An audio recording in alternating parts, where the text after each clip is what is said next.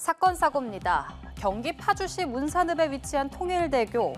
어제 북한으로 돌아가겠다며 버스를 훔쳐 타고 이곳 통일대교를 건너려던 탈북민이 경찰에 붙잡혔습니다.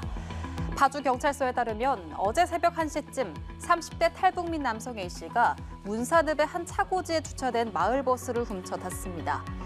이후 A씨는 군부대의 제지도 무시한 채 파주 통일대교 북단으로 버스를 몰다 바리케이트를 들이받고 체포됐는데요.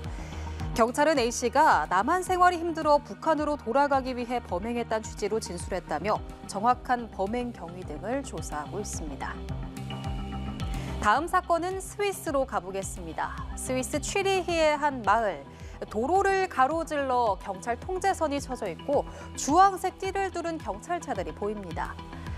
마을에는 이렇게 방범 카메라도 돌아가고 있는데요. 현지 시간 1일 이곳에서 5살 어린이 3명이 괴한에게 흉기로 습격당하는 사건이 벌어졌습니다.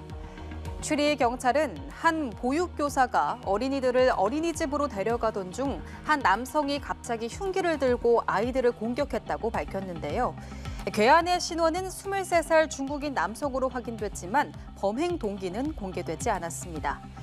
한편 흉기에 찔린 어린이 3명은 모두 병원으로 이송됐고 이 중 1명은 중상을 입은 걸로 알려졌는데요. 경찰 심리학자와 치료팀은 피해 어린이들을 지원하고 있습니다. 다음 사건은 이스라엘로 가보겠습니다. 이스라엘 텔아비브 거리에는 방탄조끼를 착용하고 헬멧과 총으로 중무장한 경찰들이 서 있습니다.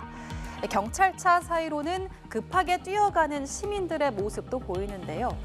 현지 시간 1일 오후 7시쯤 텔아비브 야파 지구의 에를리히 경전철역에서 괴한 2명이 총기를 난사하는 사건이 발생한 겁니다.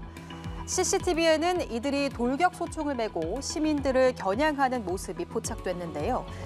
이번 사건으로 6명이 사망하고 12명이 다친 것으로 알려졌습니다.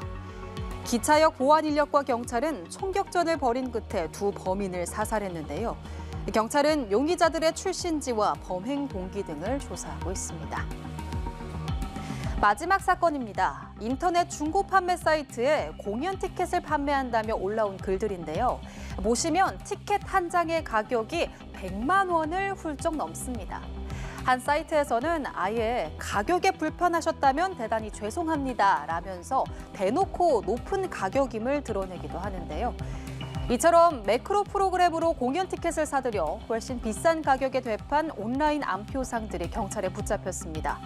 공연법 개정 이후 검거된 첫 사례인데 7만 7천 원짜리 팬미팅 티켓이 무려 235만 원에 거래된 사례도 있었습니다. 김선홍 기자입니다.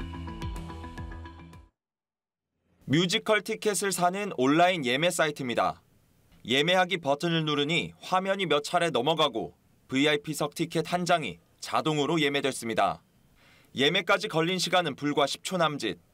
컴퓨터 매크로 프로그램을 이용한 겁니다. 이렇게 예매한 표들을 중고거래 사이트에 웃돈을 얹어 되팔아온 피의자들이 적발됐습니다.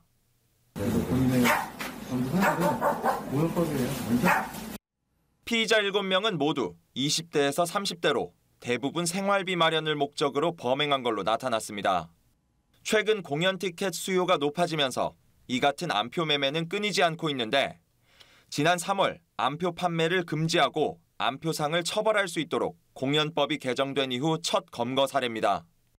확인된 암표 중에는 가수 나훈아 씨와 임영웅 씨의 공연 티켓도 있었는데 정가 18만 7천 원짜리 티켓이 최대 80만 원에 팔렸습니다.